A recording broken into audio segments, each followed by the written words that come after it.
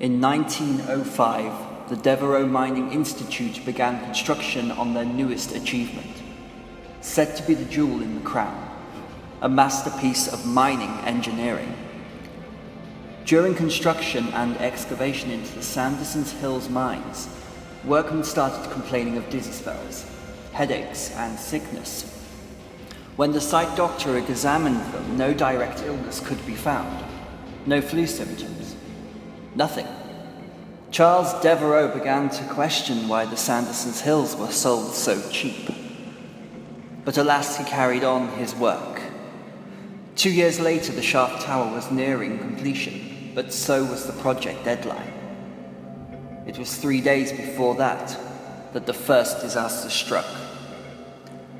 The North Mines were nearly completed. All that was needed was one final tunnel connecting the shaft tower. All was going routine. The explosives were being lowered into place when all of a sudden, a powder keg ignited. The ground shook as a mighty explosion hit the base of the shaft tower, crippling its structure. The tower swayed for a few seconds and then went silent. Charles began to panic. The mine was due for opening in 3 days, and time was against him. That night, Charles set to work a second team, closer to him and his family. They had but one mission: to patch up the worst of the damage, make it look as though it never happened.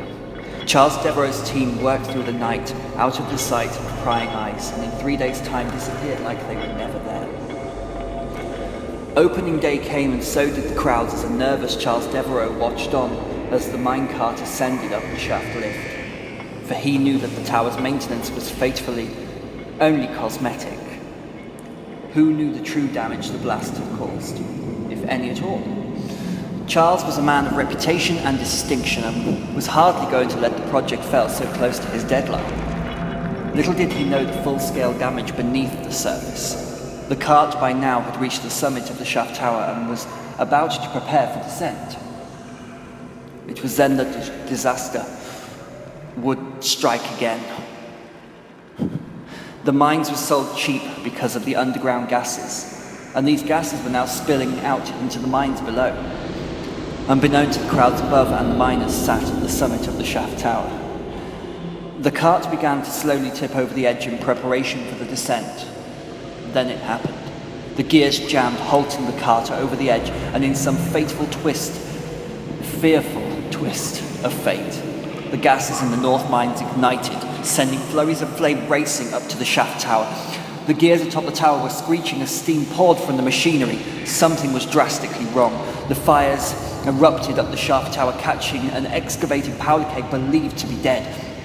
An almighty explosion of fire and smoke filled the air as the tower shook and the gears gave way. The crescendo to this nightmare. The cart released from the mechanisms and came crashing down at full speed into the mines below. The air was filled with a cacophony of screams and crunching metal. Then silence. From this day on, the area was known as the FireMine. On to present day. The gas is now stemmed away from the site through a network of pipes and release valves. Surely fate wouldn't repeat history again, would it? Dare you follow in the footsteps of the 1907 disaster and enter the FireMine once again? It's said that these hills hold many precious stones and crystals, which to this day sit unearthed and unmined. Riches and glory could be yours.